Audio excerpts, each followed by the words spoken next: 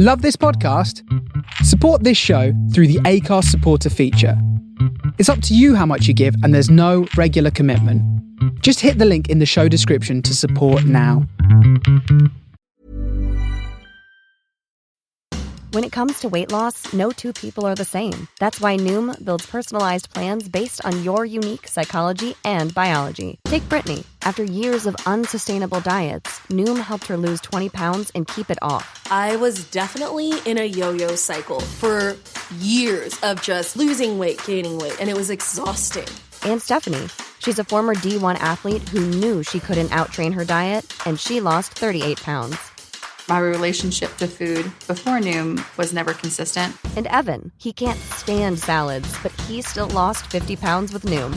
I never really was a salad guy. That's just not who I am. Even through the pickiness, Noom taught me that building better habits builds a healthier lifestyle. I'm not doing this to get to a number. I'm doing this to feel better. Get your personalized plan today at Noom.com. Real Noom users compensated to provide their story. In 4 weeks, the typical Noom user can expect to lose 1 to 2 pounds per week. Individual results may vary. This episode is brought to you by Progressive Insurance. Do you ever find yourself playing the budgeting game?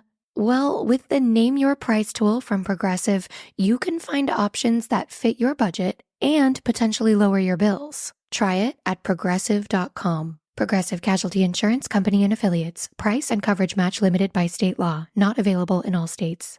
Ryan Reynolds here from Mint Mobile. With the price of just about everything going up during inflation, we thought we'd bring our prices down. So to help us, we brought in a reverse auctioneer, which is apparently a thing. Mint Mobile Unlimited Premium Wireless. How to get 30, 30, bit to get 30, bit to get 20, 20, 20, bit to get 20, 20, bit to get 15, 15, 15, 15, just $15 a month? Sold! Give it a try at mintmobile.com/switch. $45 upfront payment equivalent to $15 per month. New customers on first 3-month plan only. Taxes and fees extra. Speed slower above 40 gigabytes. See detail.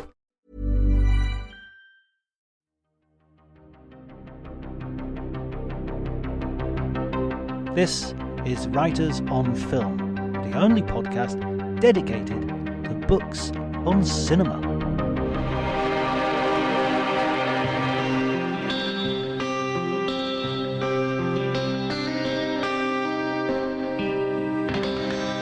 Hello everybody and welcome to Writers on Film. My name is John Bleasdale. I am a writer and film critic, and today I'm going to be doing something very new for Writers on Film. The first time I've ever done this. I'm going to be talking to 3 different authors at the same time. They are part of the We Are the Mutants website, which is a fascinating website which deals in sort of 60s, post-60s cultural history and looks at lots of things. Music, books, culture generally, politics, the whole underground culture, the counterculture.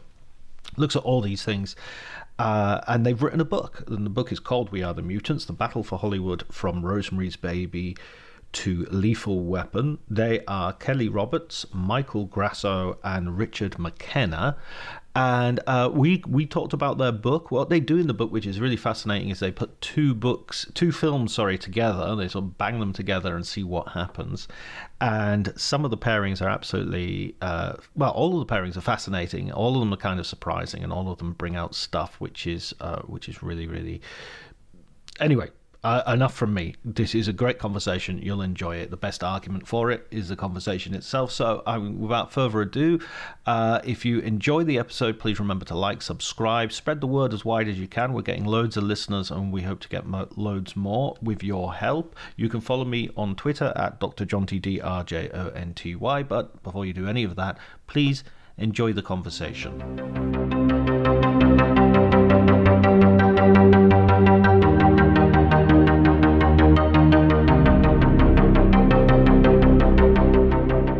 Congratulations on the book.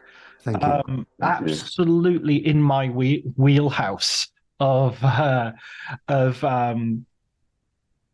interests, I guess. And even from the cover, I just thought this is amazing, which I will describe to the listeners, even though I'll put a image up on the podcast. But it's the Texas Chainsaw Massacre. Apocalypse Now, Star Wars. I think that's Night of the Living Dead. In the back, is that Night of the Living Dead? The sort of silhouetted figures. I think we were just shooting for like a suburban family that was doomed, but it could easily also be zombies. Right, right. Yep. Okay. Plus the shadowy figure illuminated by light, very reminiscent of The Exorcist's famous Of movie course. poster as well. So Yeah, it's meant to be more of a collage of aspects of the films that we talk. Right. Okay. Brilliant. Brilliant. So let me first ask you, if you like, actually, I think the best thing to do would be for you to sort of we'll go around and individually identify yourself and say maybe how you came towards writing about film and how you came to sort of join this collective that you have together. Michael, if you want to go first. Oh, well, thanks, John. I'm Mike Grasso. I am a senior editor at We Are the Mutants. Richard and I have a kind of a similar history when it comes to how all three of us got together, which I think basically Richard and I wrote Kelly fan mail back in, probably 2014, something like that. Just saying how much we really loved his site, Two Warps to Neptune. And from that sort of gushing fan mail, We Are the Mutants was born a little less than a year later, if my memory is correct, Kelly. Yeah, that's right. Yeah. I mean, they both sort of contacted me separately, and then Richard actually ended up writing some stuff for Two Warps to Neptune. And I thought this collaborative aspect interested me, right? It was just me sort of writing this blog, and suddenly others are sort of interested in the same thing. So that's how We Are the Mutants came about. I mean, once Mike and Richard said, they were into it, that was it. I mean, it took us, I think, about 6 months to come up with some articles that we could run and sort of fix up the site. But that's how it got started. No, I'll just say that my big mistake was the same as Mike's. I sent Kelly an email saying I liked his site, and then ended up getting drawn into the nightmare that ensued. I mean, it's interesting actually reading the book and having this idea of like a collective, critical collective. I mean, because it sort of feels to me a little bit like how things were in the 60s and 70s. It sort of seems like an idea from the very period that you're interested in. Well, that's super interesting. I've never even sort of thought of it like that. But yeah, that's where the sort of network comes from, right? Silicon Valley, University of Berkeley. I was just surprised that, they both liked me. I don't think it was I don't think I've ever said that, Kelly. Have I ever actually said that? Or put up with me, I should say.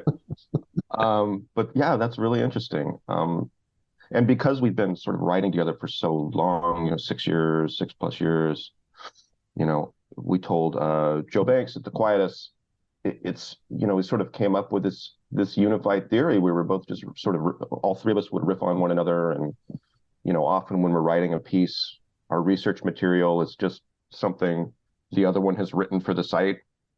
So we're generally, we go pretty deep when we research a piece.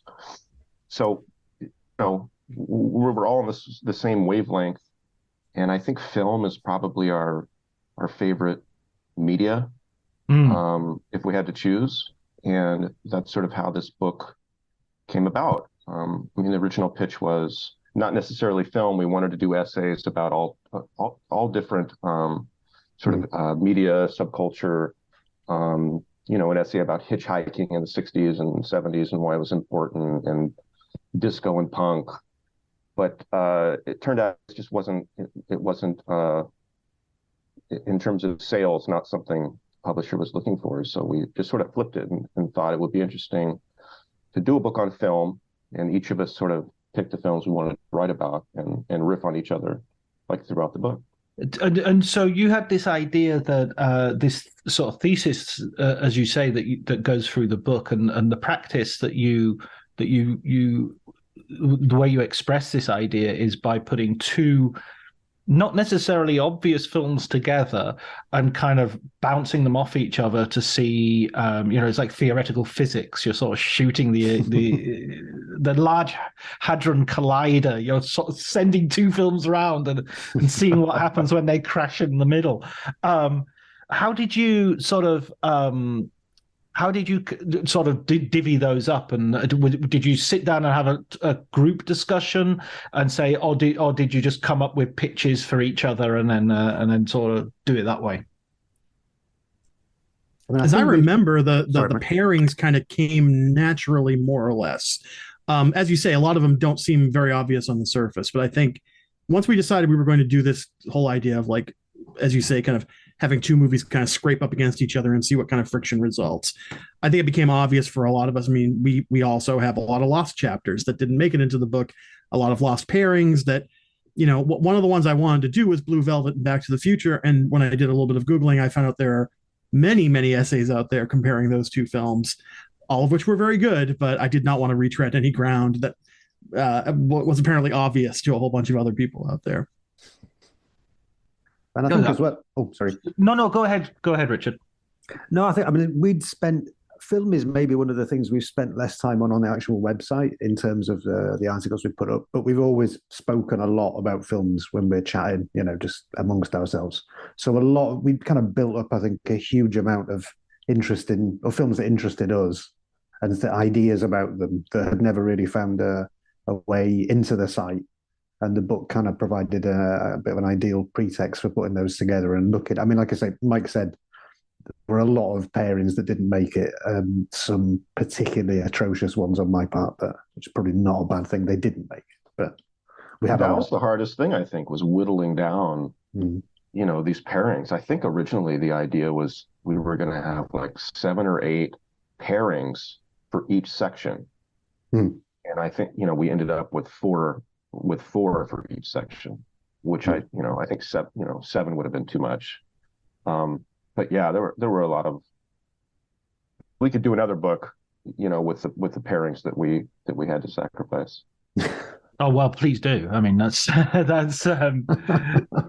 I'm ashamed to say, Mike, that when you said Blue Velvet and Back to the Future, I thought that's never been done. Immediately, I thought go for it. I want to read that. Now you tell me. I better John, go. do you know that's exactly what I shouted when I found, multiple blog posts of people who, and again, they were all really, really great, and they were going to hit the same area I was going to hit, which is that 1950s America was very incestuous. Back to the Future and Blue Velvet have very, very similar themes as far as that's concerned. But it's, again, I think that kind of led as a springboard to us kind of splitting these movies up into 3 periods as well, because I think it's very clear that the movies we chose for the 80s differ really, really seriously from the ones that came out during that, again, sort of studio rebels, quote unquote, period of Hollywood that we try to, kind of cut down to size in the book. But, it became clear to us that the themes that these directors were exploring and screenwriters changed a lot over the 20 or so years that we look at in the book. And I think another thing that I noticed, I'm not sure I was aware of it while we were doing it, or even while we were writing the stuff on the website, but was a sort of irritation with the sort of dominant narrative about the sort of raging bulls thing and stuff, and just the way people speak about direct. I don't know. I think all 3 of us share a little bit of kind of gets on the nerves a bit when there's this very pat narrative that gets trotted out, and leather jackets and people throwing over desks and smoking cigars. It just kind of because it just seemed like there was a much bigger world of things going on, and and it's like the sort of survival thing, isn't it? You see the ones that made it big and everyone knows, whereas a lot of the other stuff, which may have been just as interesting, often ends up being quite marginalized or just disappearing. And the other factor is we wanted to make sure that all the films we chose were genre of some kind or another. I mean, I think I mean, maybe it's a little loose to throw documentaries as a genre. I cover one mockumentary, one documentary in my chapters, but we just wanted to make sure it was from those, some of these films got critical and commercial success. A lot of them didn't. And we wanted to kind of, be a little bit ecumenical about what we accepted into sort of the idea of genre film. We've got police films, we've got thrillers, but we've also got sci-fi, horror, all that stuff as well. I think if a handful of people watch Parting Glances and Suburbia in seconds, then, we're all happy, because those are all incredible films that I think deserve a wider audience. So that was another thing that was fun about writing a book was, we got to write about films that we really admire and like and think deserve a wider showing. So, I've already had like a couple of emails where, readers are saying, I just watched Suburbia or I just watched Parting Glances, thank you for that. And that's really all I wanted. That's all I want in life. someone to follow me on Letterboxd. Someone validate my selections of films. The kids have to be made aware of Phase 4. It's like it definitely that kind of vibe to it. That's right. The ants will kill you. You never know. Man, that's I was reading Quentin Tarantino's cinema speculation over the holidays, and the thing that I find funny, it goes back to what Richard was saying about the Peter Biskind sort of narrative of Easy Riders, Raging Bulls, is that he sort of has this mantle as the sort of ultimate genre guy, and then he sort of starts ripping into stuff like Towering Inferno and saying, "Oh, that was this piece of." I watched Towering Inferno the other day, and I was like, "Okay, it is what it is. I'm not making any great claims for it, but as a piece of genre cinema, it really works. It's really good. it's. I really... don't want to hear anybody knocking Irwin Allen. Yeah, ever. Right. Yeah, I noticed that you're a bit of a Killdozer fan there as well, John. So I know that. Yeah, I know. So we've got that. Don't knock Irwin Allen. Leave How Irwin Allen many alone. must die? Yeah, the finale with the water is quite good.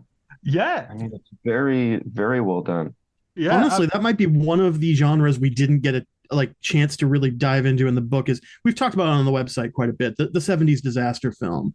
Again, there's a lot of obvious things you can say about that genre as a manifestation of American anxiety in the 70s, but they're also just really, again, they're just sort of the broadest sort of appeal.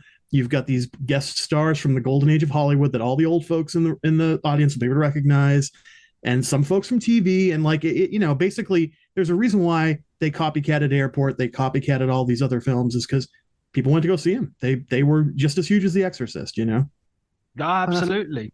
I suppose they also tended to be really good receptacles for just dumping in loads of the hot topic issues like earthquake and stuff. There's always like 10 of the things that people get pissed off about them and throw them in as well as an earthquake, and that'll be the best film ever. And it sort of is the best film ever. So I thought it was funny about in the end of Towering Inferno, Steve McQueen says to Paul Newman, the next time one of you guys wants to build one of these, why don't you ask us about it? He's like, yeah, maybe I will. I'll see you tomorrow morning. And it's just like, I've got a feeling firemen were consulted about building shit. What has this country forgotten about sensible city planning? And that's like the lesson of the film, right? But it is funny that they're so many of them are so firmly sort of anti-corporate and anti-capitalistic. I mean, we talk about it. We talk about that on the site as well. That the politics are usually pretty progressive. Yeah, they're kind of all over the place. I mean, O.J. Simpson. Yeah. I mean, forget who O.J. Simpson is for 5 seconds, but he plays a major sort of active black character in the film, and there's no mention of his race throughout. There's not. It's like a non-issue, which for the 1970s is in itself progressive. So let's talk about films that you actually do cover in the book, but thank you for the link. You sent me a link to the website for the disaster movie. So if you do go to the website, you'll be able to read up on that as well, dear listener.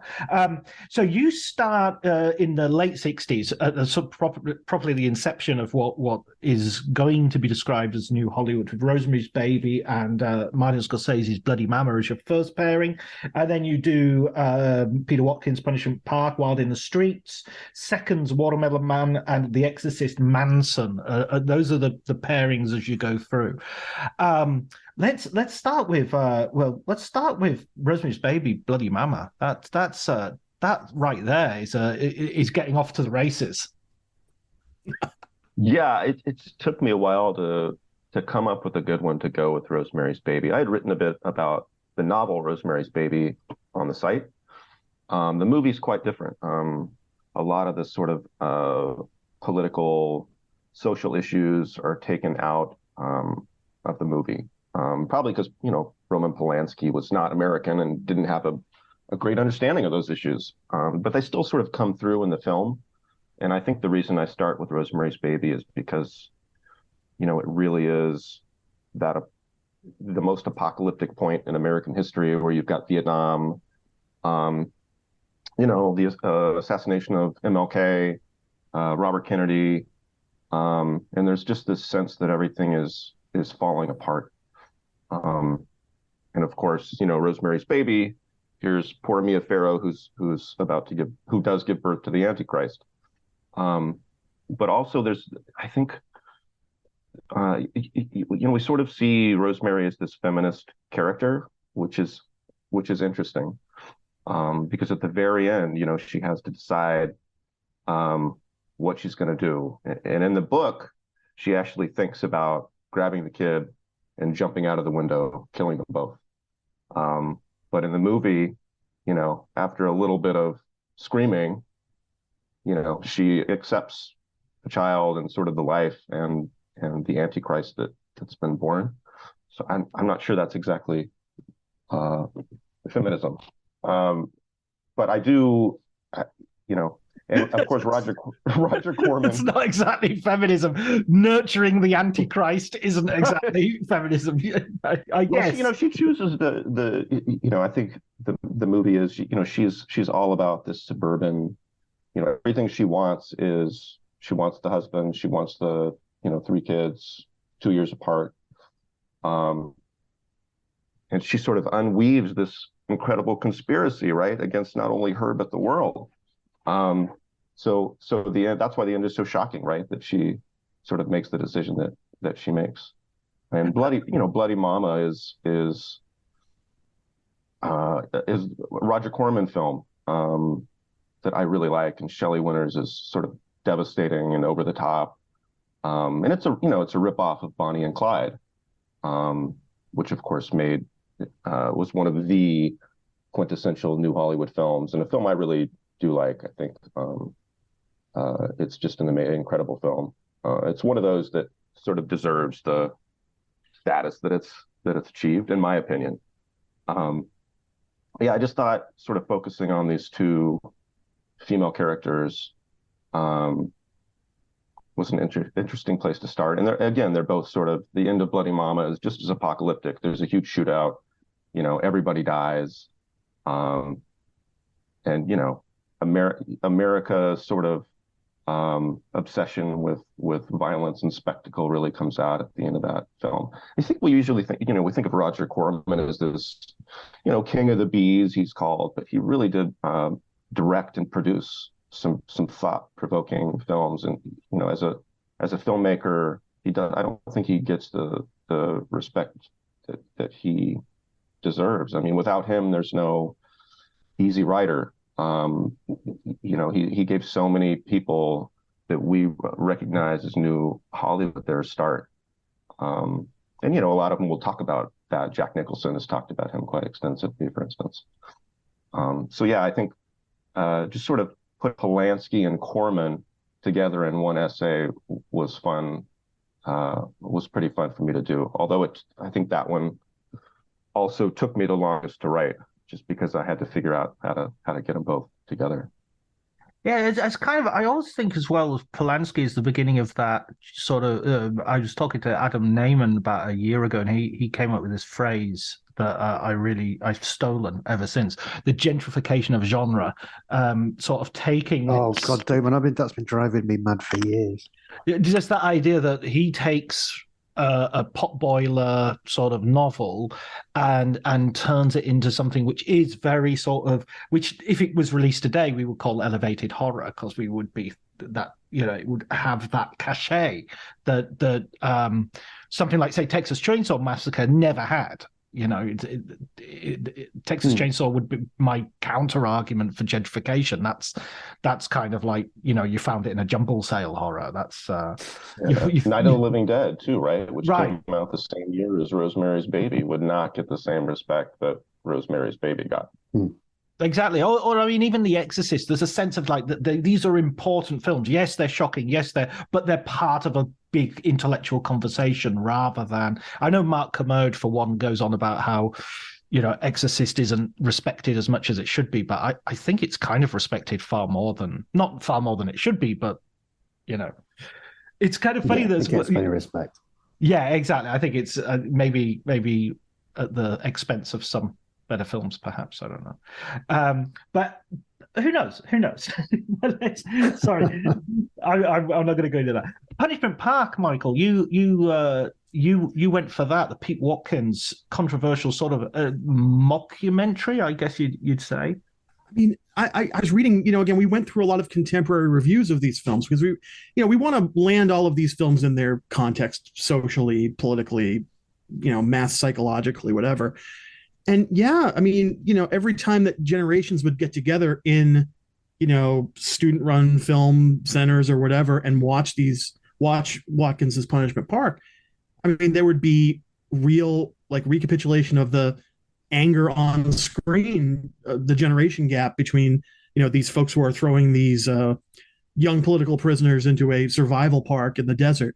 That resemble nothing less than a U.S. draft board at the time. These are the kinds of things that draft boards were doing to determine who would go and fight over Vietnam. And Watkins just projects that ahead, only a couple of years to look at what America might look like if, there was mass detention of young political activists. And when people would watch this film in real life, there would be really, really just hard-edged arguments between the generations about, the kids saw themselves on the screen. They said, that's us in 2 years. And the parents' generation were like, what do you take us for, fascists? And, the answer is right there in the question. It's a rough film to watch over and over again. I'll tell you that much. And I paired it with Wild in the Streets because they both have this undercurrent of detention camps. In Wild in the Streets, it's goofy, right? It's like we're going to throw all the adults into a LSD camp and teach them how to be loving and peaceful. But that was in the air, wasn't it, at this time? It was the idea that if there was a mass revolution or a mass revolutionary movement in America, that we had the detention camps ready for them. Nixon and Governor Reagan both, had secret plans to detain, much as we did during World War II, Japanese and some German and Italian Americans, young people who were against the war. So to pair a goofy satire with a really hard-edged and really hard to watch satire, I mean, it created, I think, a chapter that I think for me kind of helped crystallize what the movement was all about. By 1970, 1971, when Punishment Park came out, the kids at Kent State had lost their lives. Kids at other schools had lost their lives to U.S. soldiers bringing the war home.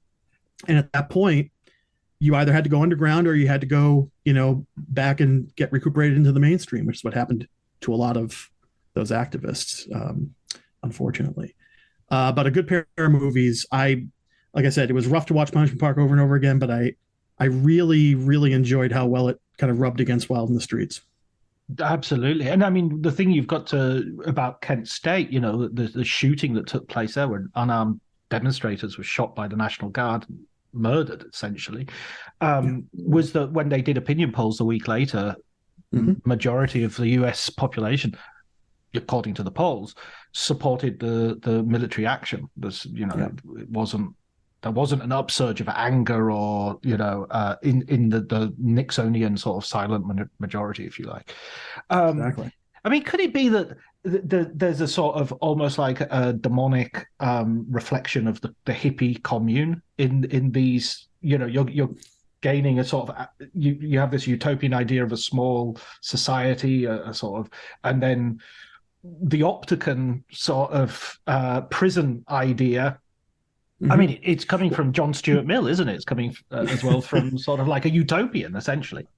I made the note in the Punishment Park chapter that Watkins picked the desert for a few reasons. One is that it does speak of America and sort of that, frontier that has now disappeared. And it's the same landscape that they would shoot, cowboy movies on. But who else hung out at a cowboy movie ranch? Charles Manson and the family. I mean, the idea that these kids are now being thrown into a dystopian, situation in the desert I think it calls up all of these different images that people had seen over the past 3 years when this movie came out. And that includes the Manson family, and that includes sort of the idea that, horrible stuff is happening out there in the desert, whether it's the invention of the nuclear bomb or people being detained in, mass detention camps, or, the young people plotting and planning revolution, whatever form that takes. Watkins didn't choose to put it in a heavily wooded area in the Northwest or something like that. He picked the desert. And I think for a lot of reasons that rang true and sort of felt very American, very quintessentially American. I was going to say it's a kind of unique. I mean, I think we have one in Spain, but in Europe, other than that one in Spain, which Sergio Leone made such great use of, that's the only desert in Europe. So if you're talking about the West, you're talking about Australia and America and the United States as being the two countries which sort of have deserts as part of their landmass. I really want to come over to Richard as well in a second, but before I do, we have to talk a little bit about Texas Chainsaw Massacre, because here I agree with Tarantino. He calls it a perfect movie, and I utterly agree with him about this. Your sort of argument with I mean, you first of all, it's really interesting generically that you're pairing it with a documentary.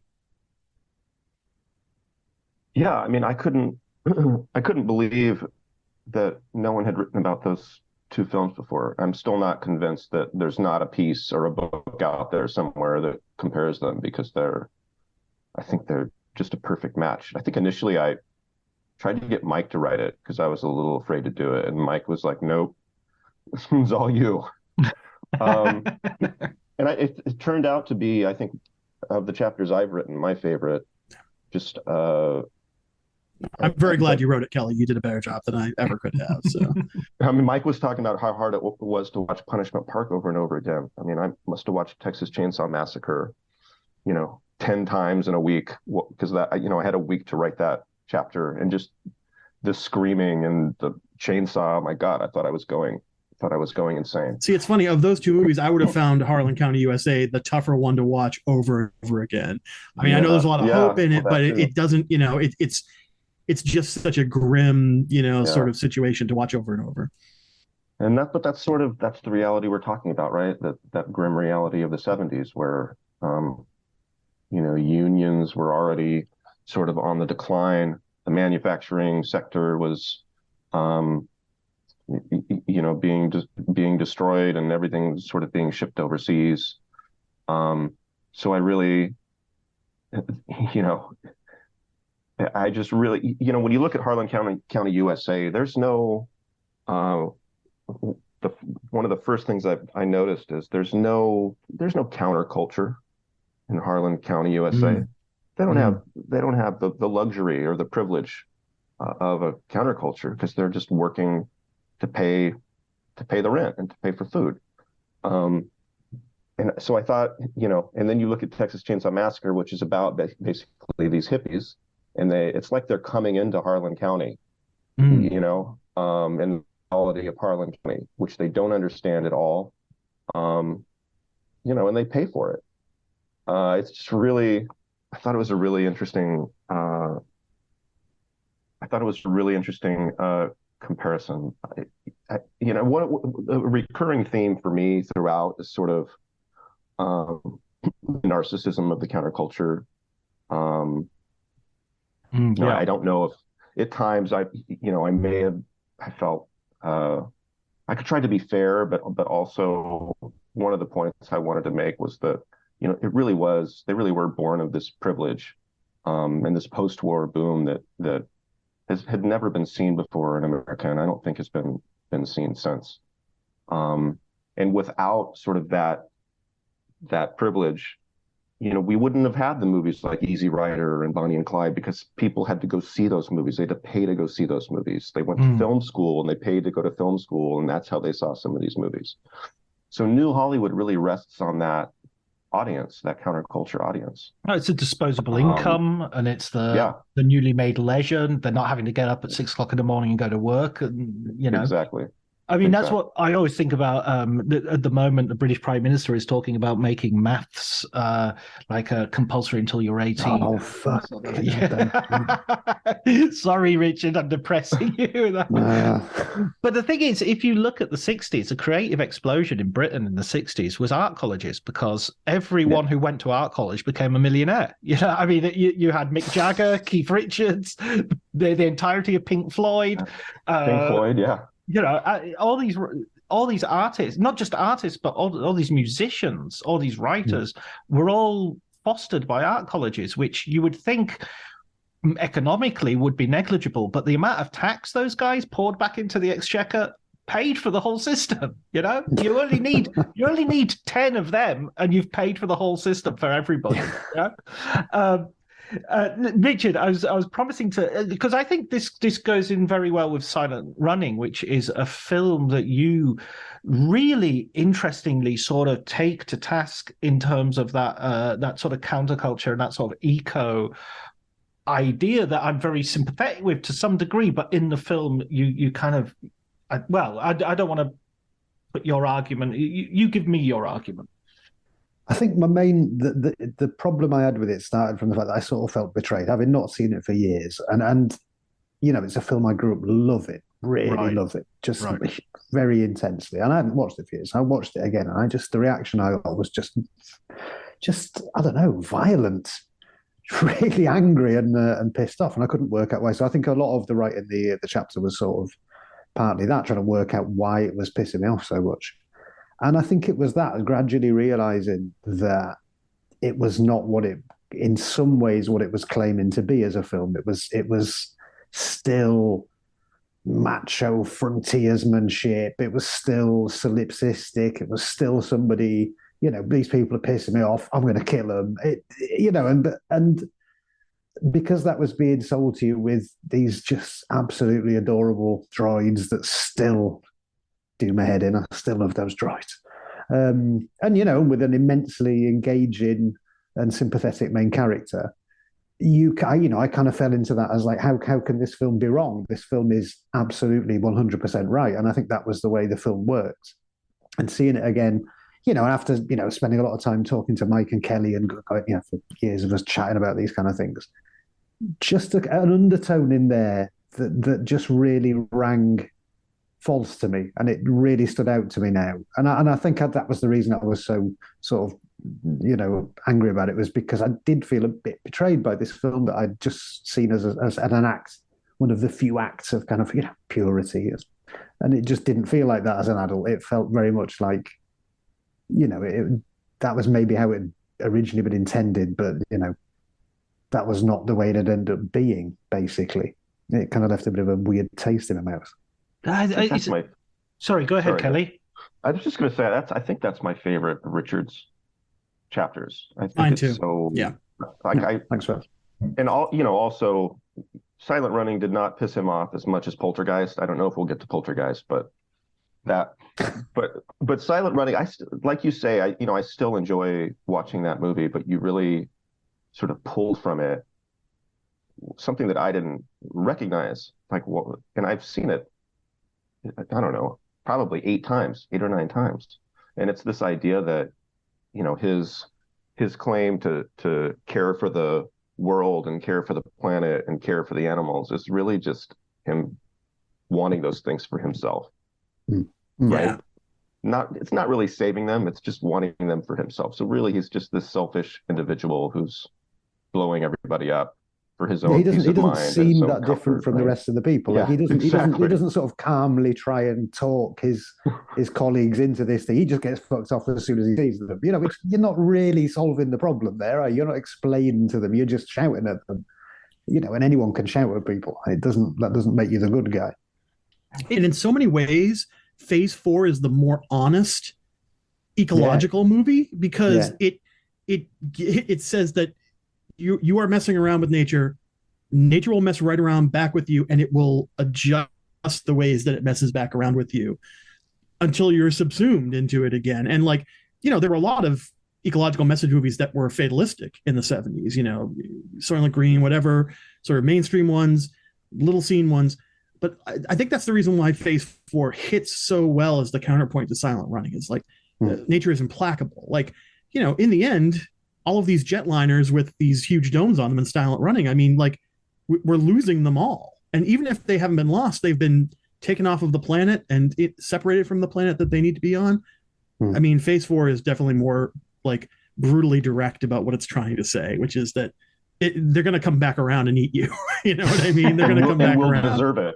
And we'll deserve exactly. it. I don't know. I'm not even sure it's that. I think it's like Mike says. It's sort of the fact that Phase 4 decenters humans. Silent Running is all about humans. Humans are going to do it. Humans are going to save it. A man is going to save nature. Phase 4 is like humans are no longer the center. And if anything, the ecology in the 70s was all about what we can do to fix things. Yeah. And in a lot of ways, you know, Phase 4 is like nature's going to fix you. Exactly. Yes.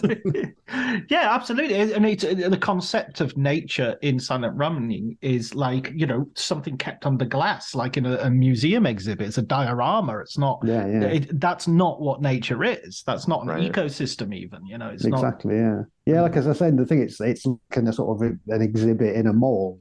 Yeah. You know, this perfect glossy green. Cheese plants, you know, it's a bit like what I used to see at the Arndale Centre in Doncaster in the 70s. Oh, those are nice. The Arndale Centre. That was a hell of a shopping centre. Oh. I've been there many a time. Yeah, God, talking about nightmares.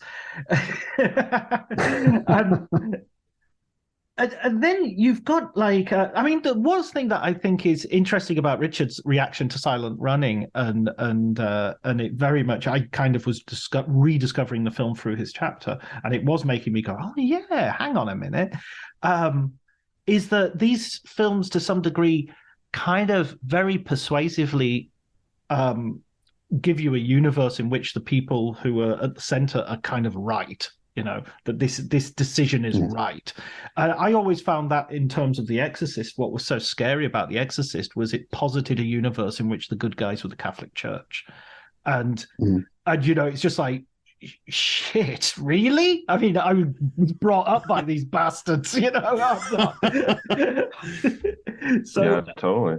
So, and you don't go to the movie thinking this is going to tell. It's a horror film. It's not going to be this is the Catholic Church are right, but that's everything is wrong with the modern world, and the only Max von Sydow turns up and sorts it all out, you know. And he was only like in his 20s or something. No, I'm joking. He wasn't in his 20s, but he wasn't that old. He seems like ancient in that movie.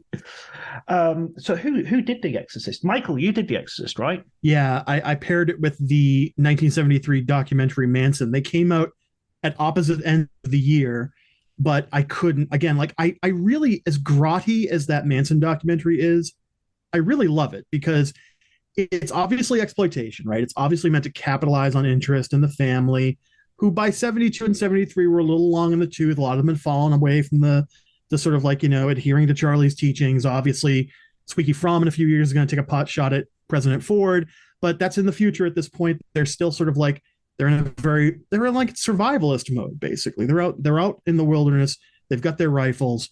And this documentary is done about the killings, the trial, and really tries to make the Manson family into these misunderstood hippies, you know what I mean? And done through this idea that Manson did something to the girls, to whether he used the sort of 1950s patriarchal programming that was already abroad in the sort of society, whether he used some Dale Carnegie or L. Ron Hubbard style mind control tricks to keep them, you know, drugs, whatever. But that movie is really about how scary it is when girls decide what they want to do for themselves. And I found that was a great pairing with The Exorcist, which to me isn't really a story of the Catholic Church coming to save the day. It's the story of a mother and daughter who according to William Blatty and Friedkin, cannot survive in the world without a man in their life. So both these movies are really these messages of like men saying that girls need a daddy, and that I chose for the title of the chapter. Every girl needs a daddy, which the unspoken part of that is from the Manson documentary, just like Charlie. So whether the Abrahamic God is the same as Charles Manson, I try to prove that in my chapter, that all these structures of religion, patriarchy politically, Manson recapitulates them just the same way as Captain Howdy or Explaining football to the friend who's just there for the nachos? Hard. Tailgating from home like a pro with snacks and drinks everyone will love? An easy win. And with Instacart helping deliver the snack time MVPs to your door, you're ready for the game in as fast as 30 minutes. So you never miss a play or lose your seat on the couch or have to go head to head for the last chicken wing. Shop game day faves on Instacart and enjoy $0 delivery fees on your first 3 grocery orders. Offer valid for a limited time. Other fees and terms apply. A little self-care can go a long way, especially amidst the hustle and bustle of the holidays. That's where Vegamore comes in. Trusted by millions, Vegamore is all about giving your hair the love and care it deserves. With their vegan and cruelty-free formulas, you can nourish and revitalize your strands while indulging in some much-needed pampering. Because let's face it, who couldn't use a bit more me time this time of year? Go to vegamore.com/ACAST, code ACAST. That's vegamor.com/ACAST, code ACAST. The God that Karis and the Catholic Church follow. It's a missing father, and nothing made American men more anxious in the early 70s than a family without a father. I mean, nothing's changed, obviously. We're in 2023, exactly 50 years later, and the same religious, patriarchal type folks are saying the same exact thing. We need the nuclear family. We need this and that. When in fact, it was the nuclear family that created all this psychic stress amongst the daughters of the 1950s American family. Rosemary was also separated from her father, I should say. So it's a lot of similarities between those two movies as well. Oh, yeah. Yeah, and again, going back to Rosemary's Baby, there's this idea of the cult and everything, but she's raped by her own husband while she's asleep. Yeah. And the thing that's scary about that today is she doesn't even seem to know that she's been raped. And in America, that was not a crime in most states in 1968. I mean, that would have been something that in the chapter. It's really a horrifying reality. It didn't become illegal in all 50 states until the 90s. So there's that really, there's that really uncomfortable scene in the movie where, she says, "What do you mean I was asleep and you still did it?" And you said, "Yeah, it was baby night." And she sort of turns her back to the camera. She's just so incredibly vulnerable and sick about it. He makes some joke about it being like necrophilia. Yeah. Jesus. So, it's just so in fact, she was raped by a monster either way, right? If it's Guy, he's this horrible person, but in fact, it was the devil instead. Yeah. Who Guy has sold his soul, to become a star, to become a film star, which... Yeah. Has he sold his soul, or has he just sold her? Well, yeah. Sorry. He has, wouldn't you say, his sort of wife, and, he's got to become part of the coven. So, yeah, it's basically it's a Faustian deal, right? He's made a deal with the devil. Sure, absolutely. And I think it's interesting, of course, that who's also a male figure in the film. Super male, that Reagan's mother is a film actress as well. It's very heavily implied that her career got in the way of the marriage, and that's why the husband is estranged and or divorced right now.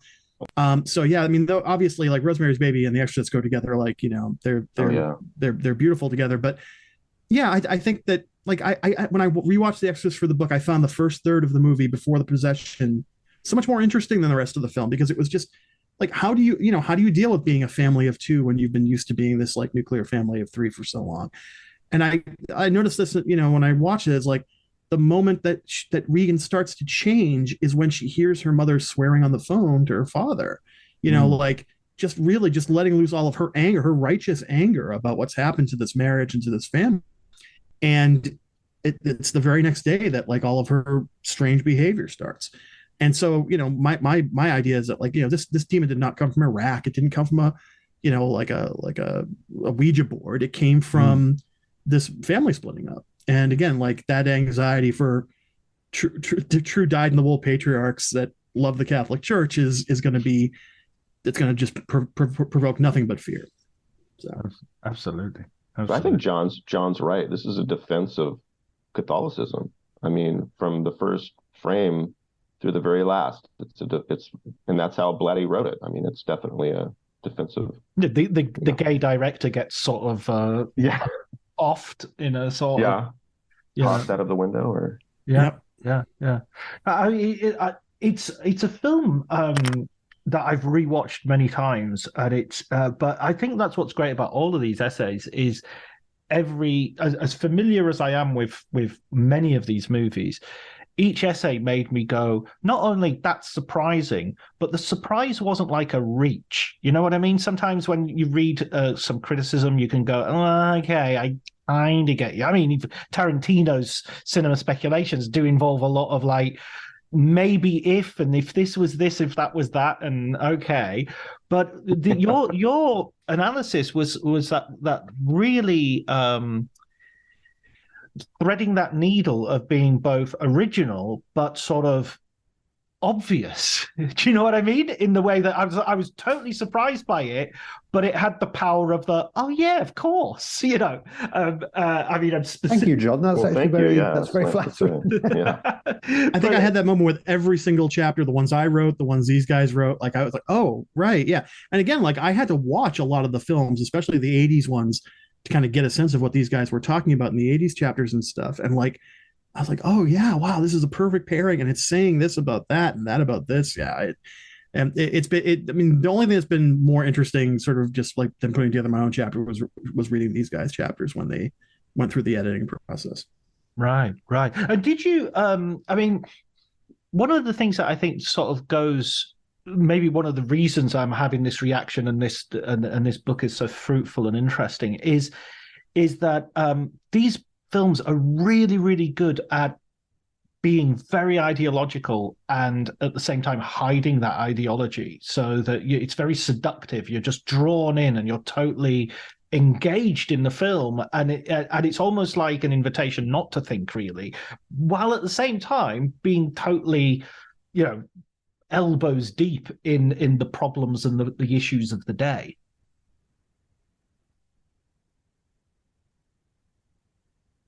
Oh, hang on.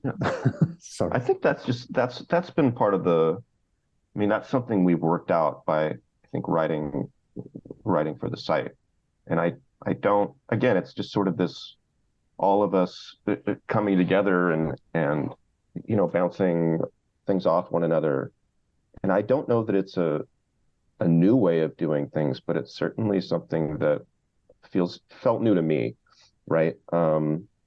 We have a particular way of analyzing, I think, different media, and we're always looking for, you know, what does it say about historically what's going on? What does it say about like what's being repressed? What does it say about you know, gender or race, or we try to sort of take everything in and write about it in a way that's not sort of academic. It doesn't use that sort of jargon, which is hard sometimes because, you know, most of the stuff that's been written comes from that academic field when you're looking at film studies and film criticism and things like that. So I think, at the very least, that's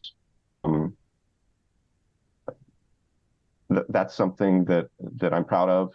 I think all of us, you know, it meant a lot to us to write a book that sort of you don't need a PhD to understand it. I mean, it does go sort of deep into the times and sort of history, but I think if you're willing to sort of engage with that and that's something you enjoy, I think it's accessible for everyone. But yeah, the way. Sorry, go ahead, John. No, absolutely. I was just going to double down on that.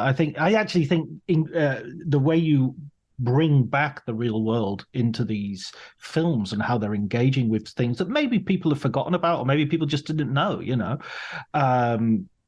that brings these films alive in totally different ways, and totally, you know, and the fact that somebody would be going to see Death Wish and Escape from New York the same, in the same year, in the same cinema, maybe, the same date night or whatever, and reading the newspapers and watching the news before they went to see it and listening to a record before on the radio as they, drove to the cinema.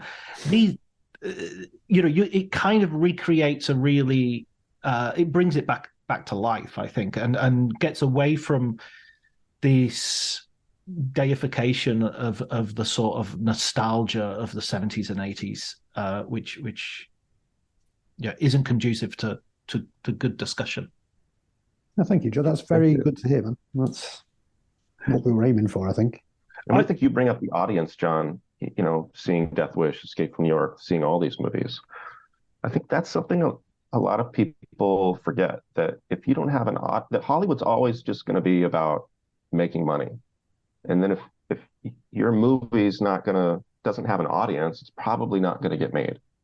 So there was an audience for a particular kind of film in the 70s, and Reagan was elected, right? People's ideas were changing. There was a new audience in the 80s, right? I mean, it's not, and you say, oh, well, the 80s totally sold out and all these awful movies, and the 70s was this golden age. There were plenty of incredible movies in the 80s. And I'm not talking about Back to the Future. I'm talking about the Coen brothers started in the 80s. Jim Jarmusch started in the 80s. Spike Lee and a lot of black filmmakers were able to make movies in the 80s. So it's just, to me, it's a disingenuous argument.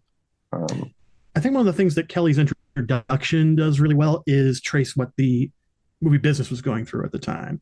And again, something very fundamental did change right in that period where Jaws and Star Wars came out. And it wasn't just about tastes in the audience. It was about actual physical brick and mortar, like cinemas. And, where were you watching your film? Was it in a one screen movie house in a small town? Or was it in a 16 screen movie factory that could, service all of these people buying tickets at once? And the era of the blockbuster that kind of came in with Spielberg and Lucas, it changed the business. And Kelly talks about it. Lucas made a Vietnam parable where we were asked to identify with the Viet Cong and sort of underdogs throughout history. But by 1983, and by the time the Return of the Jedi came into the film, I mean, the messages in film were overtly patriotic, right? They were basically saying, Vietnam didn't happen. Here we are now. We're cleansed of that sin. And, we find a lot of interesting stuff in those mainstream movies in the 80s in this book as well. But as Kelly said, the important stuff was happening on the margins in the 80s. And it had something to say about this Reagan revolution that Kelly mentioned. I should also mention that a lot more women got the chance to make films in the 80s. I talk about that in the introduction as well. It's important as well. It's still a relatively tiny number, unfortunately, but I mean, it has to also be said that it was difficult to be a woman in the films of the 70s. I mean, if you were a woman in the films of the 70s, you got raped. I mean, there was just no two ways about it, and as part of the, I mean, have you, one film I watched recently for the first time was Looking for Mr. Goodbar. And that's such a rough, I mean, I'm so undecided on that film because it's so, but I'd like to read an essay by one of you guys about that film paired with I don't know, Straw Dogs or something as a way of cruising. I was going to say cruising. Yeah, Richard. I mean, where is the danger located when you are talking about sexual liberation between heterosexual women and homosexual men? And it's like, I mean, you can be an undercover cop like Al Pacino and go undercover and defend yourself from a serial killer. But again, that's what those movies are about. It's like, what is the price that we pay for this sense of liberation? How far can you take it? And again, like a lot of these messages end up being very sort of retrograde. Who deserves to be murdered, raped, whatever? I get into it in the Exorcist chapter. It's really, really hard like I said, when you've seen contemporary feminist critics were all over this. When they saw The Exorcist, they're like, this is a pornographic movie. Like, this is a fantasy about what happens to a little girl, and it's a fantasy written by men. And I think that you're right. I think women characters, with a very few exceptions in the 70s, really are asked to either be the adoring helpmate of the, like Badlands, or somebody like Ridley Scott comes along and says, okay, there are several people on this space cruiser, and the genders are not important. We'll assign them when we do the casting. And that's exactly how Alien was cast. It was, supposedly anyway, cast to be gender neutral. Any of the characters could have been played by either gender. So I think so much of New Hollywood is rooted in this idea of masculinity, tough guys, and it just, to John's point, it gets kind of exhausting if you watch these, enough of these pictures. One of the ones that Richard and I talked about is 5 Easy Pieces. Jack Nicholson's this frustrated piano player, and there's this famous scene in the diner where the waitress, the older waitress comes over, and he wants to make a special order, and she says, no, we can't do that, and he totally goes up on her. And it's just a total asshole. And everybody ate it up. The audience ate it up. But it exposes, I think, that the counterculture had no relationship with the working class. They didn't really understand the working class. If they did, Jack Nicholson would have understand why this waitress was telling him he couldn't have exactly what he wanted to have, right? Yeah. But he's so spoiled and so privileged that he doesn't understand why he can't have exactly what he wants. So just this underlying disconnection from the working class, it not just generationally, sure, but also there was a large number of young people who were part of the working class who were not hippies or part of the counterculture. The counterculture was a minority in America. They just got a disproportionate amount of press. Yeah, my mum and dad, my mum and dad were growing up in the 60s. I was born in 1972, and same with me. My mum and dad. I remember my dad going, I never thought the Beatles could sing. They listened to to sort of show tunes the whole throughout the whole of the 60s. My parents met in a record store. They were working in a record store. They didn't have, didn't have time. They needed to work and make money, and so that was the reality, I think, in America at least, is that it was this minority, and I don't want to say they, I don't hate the counterculture. They gave us so much that art and ideas that we're still that we're still working off of today. But I just think that was part of when you talk about sort of New Hollywood and sort of film during this time, I don't think you can talk about it without recognizing the influence of the counterculture and sort of how the counterculture was perceived in the country at large. But wasn't the counterculture to some degree, or isn't it the way we view it today? Haven't we sort of depoliticized it, in the sense that I always think it's really interesting how, for instance, Once Upon a Time in Hollywood, but many views of Manson concentrate on he was a hippie, he hung around with the Beach Boys, he was into drug use and using drugs as a way, all of which were true. But, the core of his ideology was racism. But you never, if you had a sort of family fortunes, Charles Manson, how many words, what was the first word that we asked a studio audience, and the first word they said was hippie, the second word was murderer, the third word was Beach Boys. Nobody would say racist, but racism was absolutely central to his whole ideology as a white supremacist. But again, nobody would ever say Charles Manson, the white supremacist. But, if he'd been, reading Mao, you would definitely have that on line 1 of every newspaper. Maoist Charlie Manson sent a bunch of. So you depoliticize someone because they're right wing. Yeah, and I think also you can't forget that he was almost a full generation older than the members of the family. Like, right. Grew up in institutions, like whether it was orphanages, juvenile hall, like, this guy is a hardened con. He comes out at the age of like 33 or something like that in The Summer of Love, and he's like, oh my God, there are all these people I can grift and rook and basically draw into my web. And again, like, he's doing it from the perspective of someone with a lot of life experience on the inside.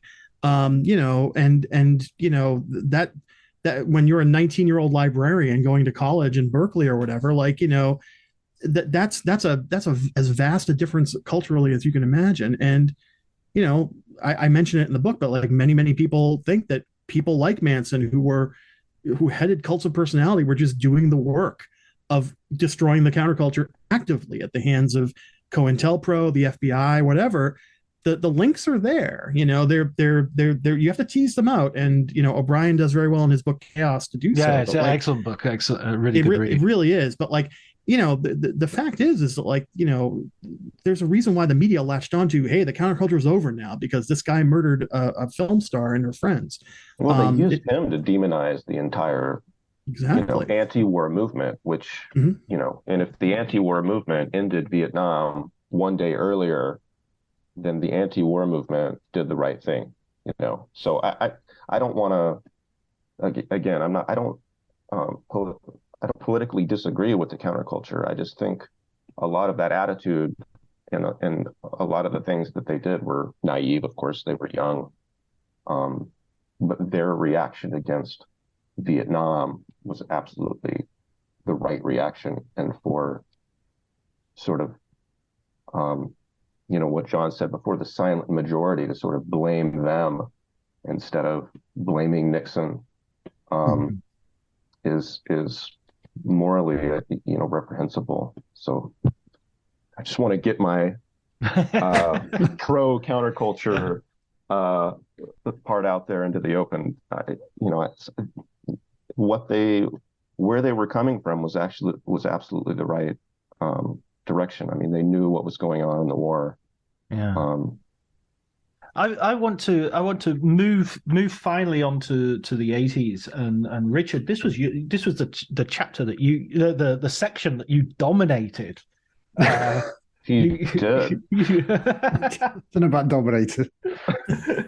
Well, there's 4 chapters and you write 3 of them. So is that because you're what was the reason for that distribution?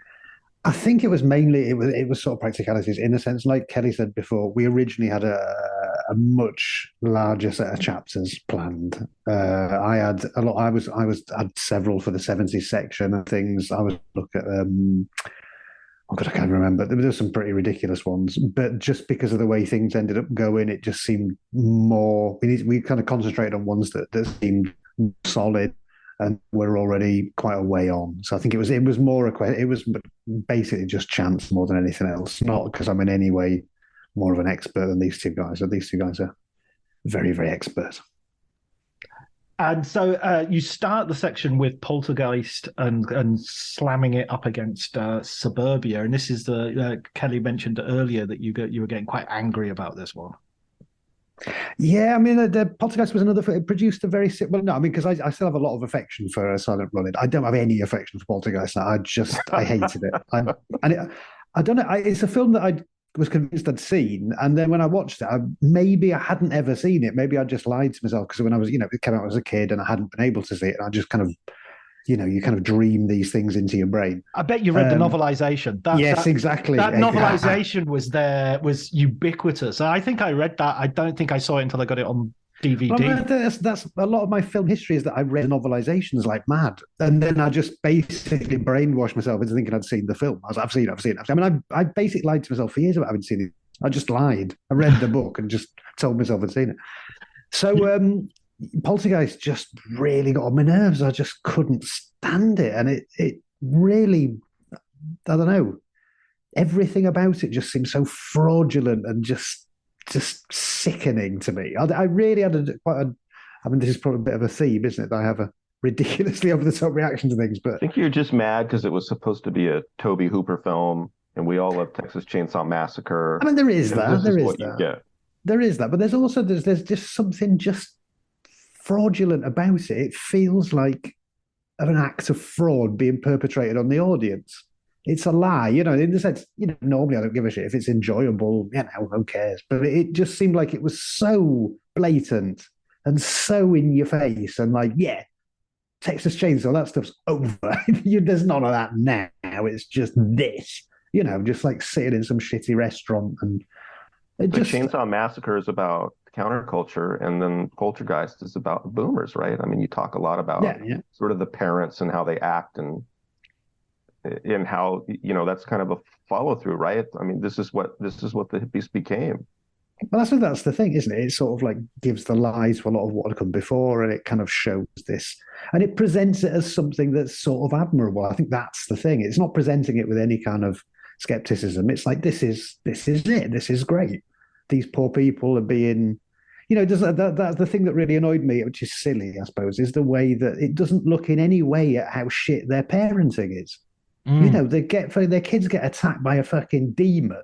And then the next thing, he's off to work. Yeah, the kids are off in the same bedroom that they were attacked by a demon, which is silly, but it also is quite telling that that's not, even for the people writing it, that's not an issue. You'll just stick your kids back in the same bedroom. Yeah, they just got nearly killed by a demon. Yeah, they'll go back.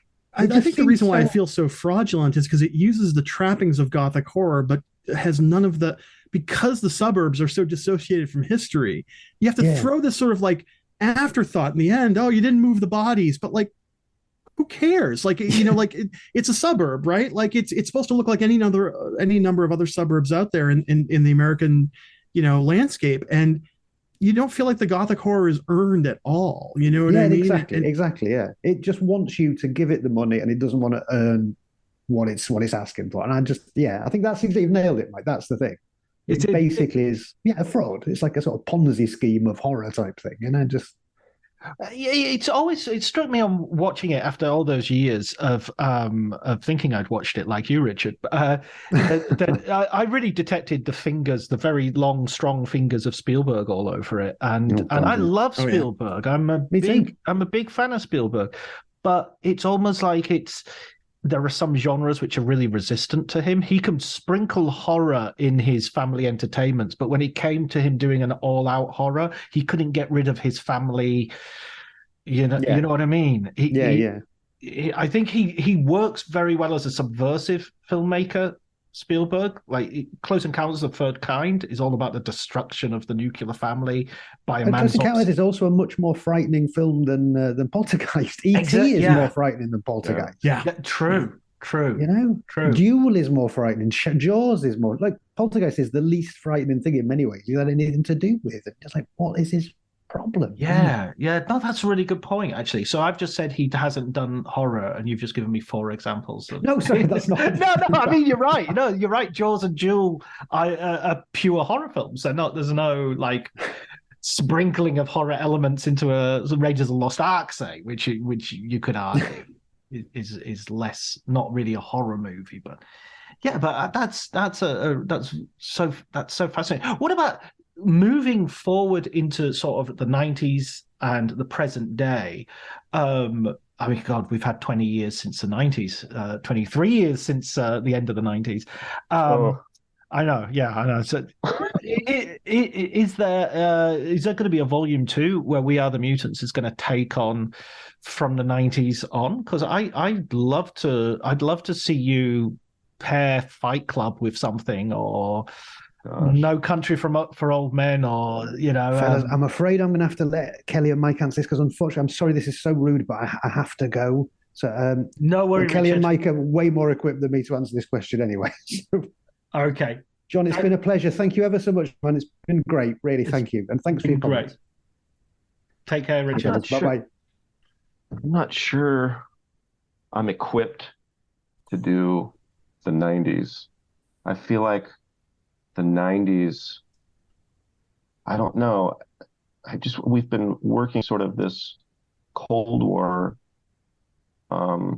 background for so long. We put so much sort of research into it. I mean, if we did the 90s, and also I don't think I'm as interested in 90s films as I am in sort of the 60s to the 80s. Mike, I don't know if you feel the same way here. I think one of the reasons why when we put together We Are the Mutants, the site, like we wanted to concentrate on things that we kind of remembered, right? So like from early, childhood to adolescence.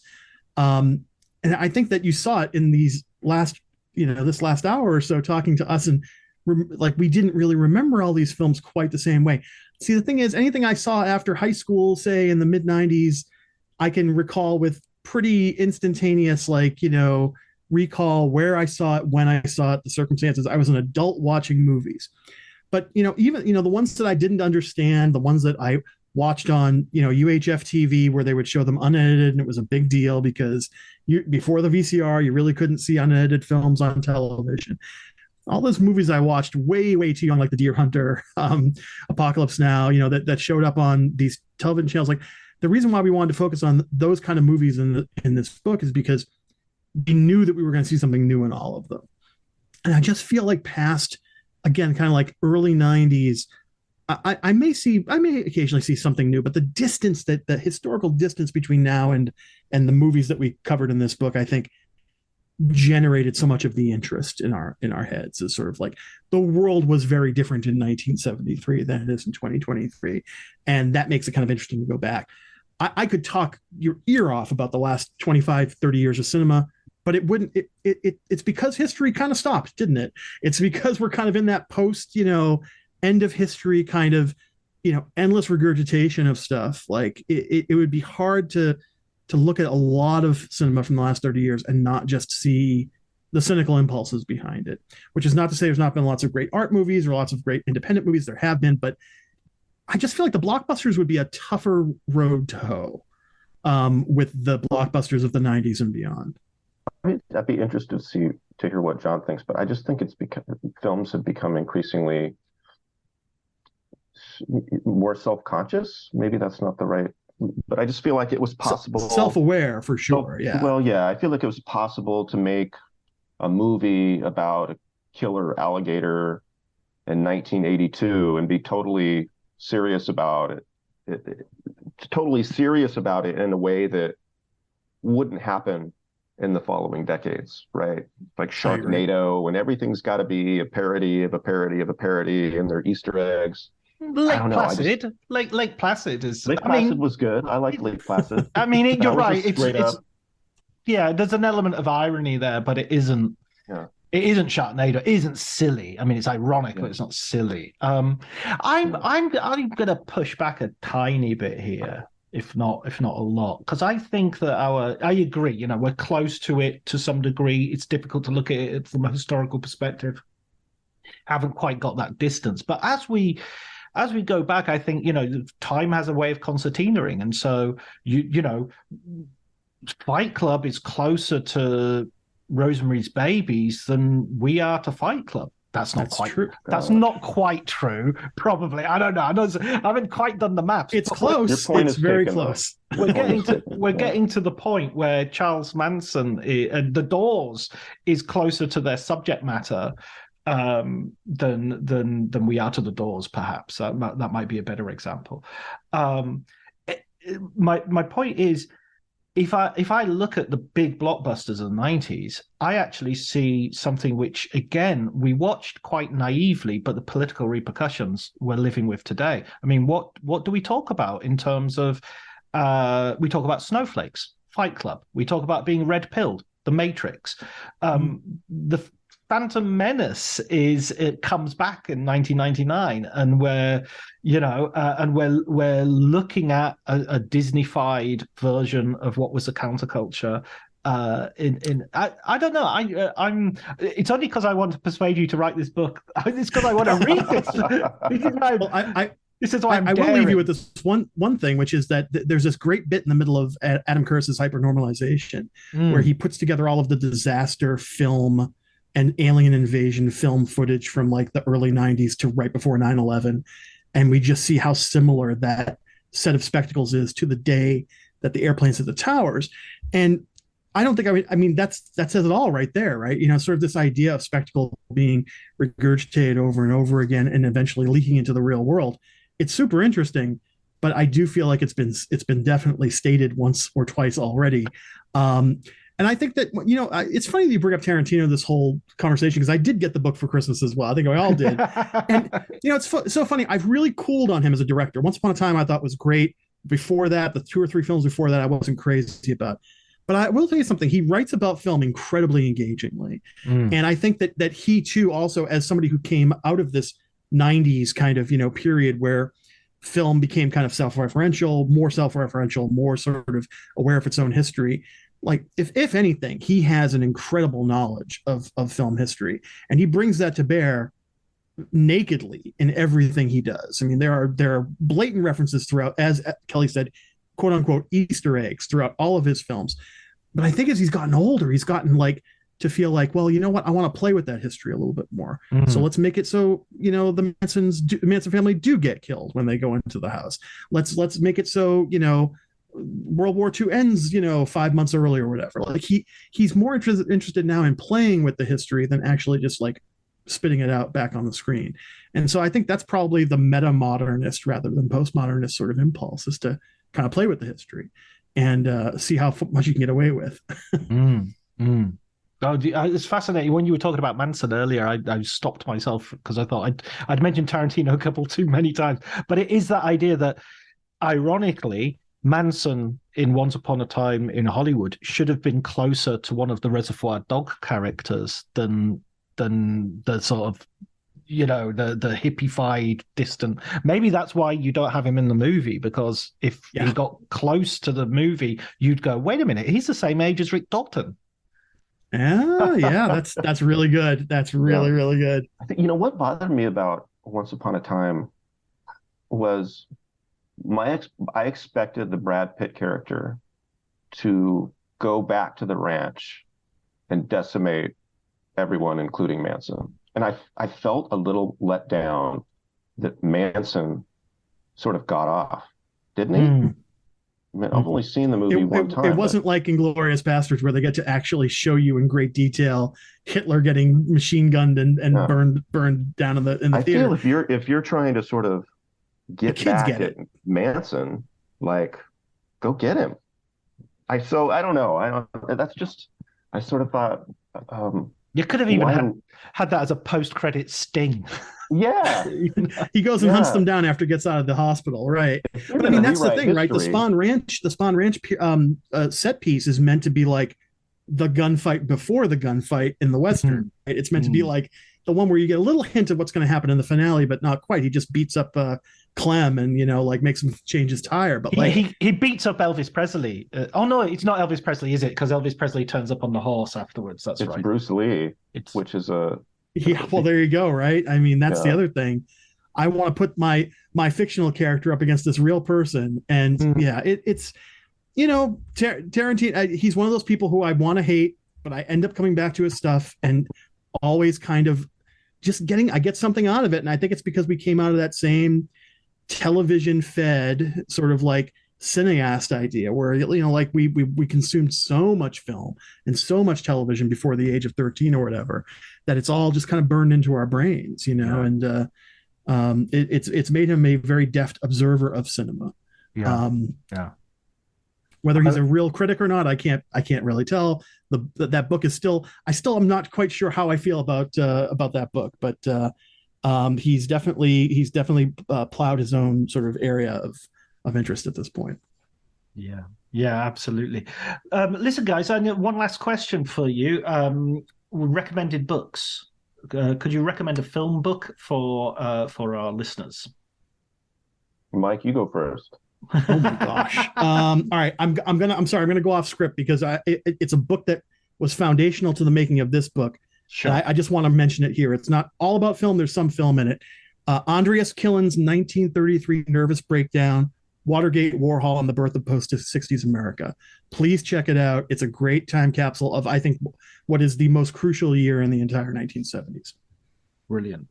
It's a brilliant book. Yeah. I mean, if I had to do one book, it would be J. Hoberman, The Dream Life, Movies, Media, the Mythology of the 60s, where he actually starts in the late 50s and goes all the way up through Dirty Harry.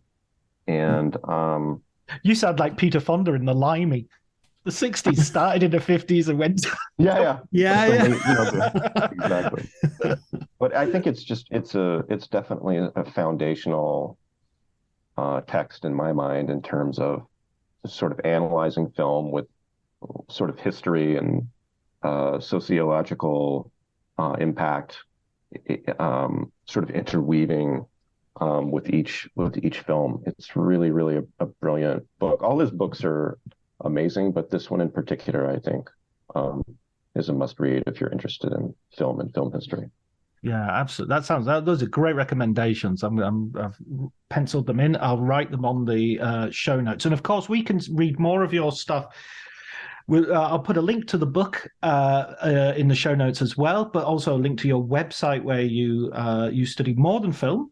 And you go really into depth in a way which I think is incredibly accessible and entertaining. And I loved reading your book. I gave it to Jonah Nazzaro, who is the head of the Locarno Film Festival, and he's a fellow genre fan. And he thank you. And he ate it up. He loved it. So thanks so much, John. Very nice to hear. Yeah, no, there's it's a book I would absolutely. I think anybody who's listening to this podcast will love this book, and I can guarantee that. So hopefully you'll all go and buy it. So thanks so much, Michael and Kelly, and thanks also to Richard who had to leave early, but brilliant contributions all. Yeah, thank you so much, John, for having us. Thank you, John.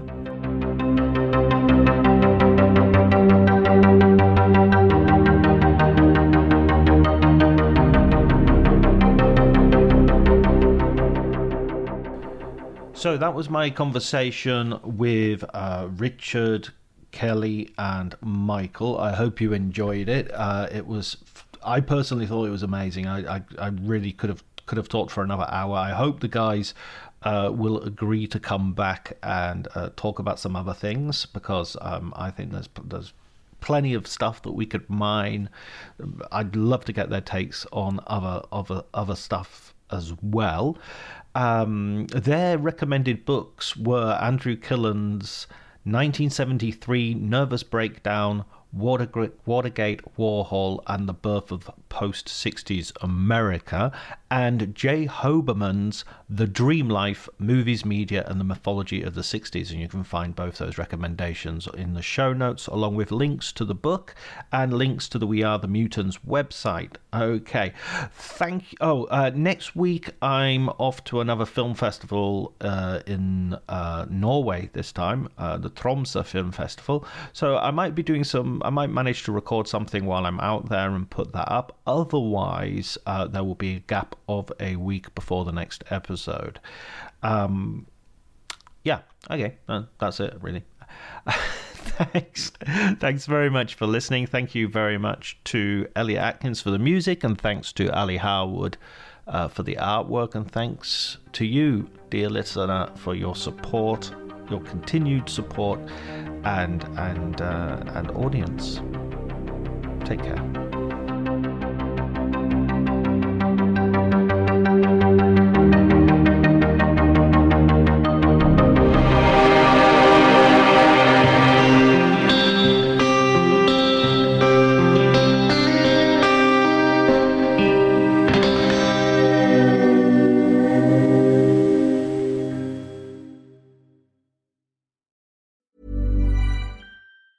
If there's one thing that my family and friends know me for, it's being an amazing gift giver. I owe it all to Celebrations Passport from 1-800-Flowers.com, my one-stop shopping site that has amazing gifts for every occasion.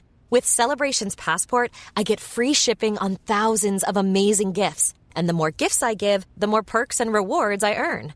To learn more and take your gift giving to the next level, visit 1-800-Flowers.com/ACAST. That's 1-800-Flowers.com/ACAST. My dad works in B2B marketing. He came by my school for career day and said he was a big ROAS man. Then he told everyone how much he loved calculating his return on ad spend. My friends still laugh at me to this day. Not everyone gets B2B, but with LinkedIn, you'll be able to reach people who do. Get a $100 credit on your next ad campaign. Go to linkedin.com/results to claim your credit. That's linkedin.com/results. Terms and conditions apply. LinkedIn, the place to be, to be. What makes a great pair of glasses? At Warby Parker, it's all the invisible extras without the extra cost. Their designer quality frames start at $95, including prescription lenses, plus scratch-resistant, smudge-resistant, and anti-reflective coatings, and UV protection, and free adjustments for life. To find your next pair of glasses, sunglasses, or contact lenses, or to find the Warby Parker store nearest you, head over to warbyparker.com. That's warbyparker.com.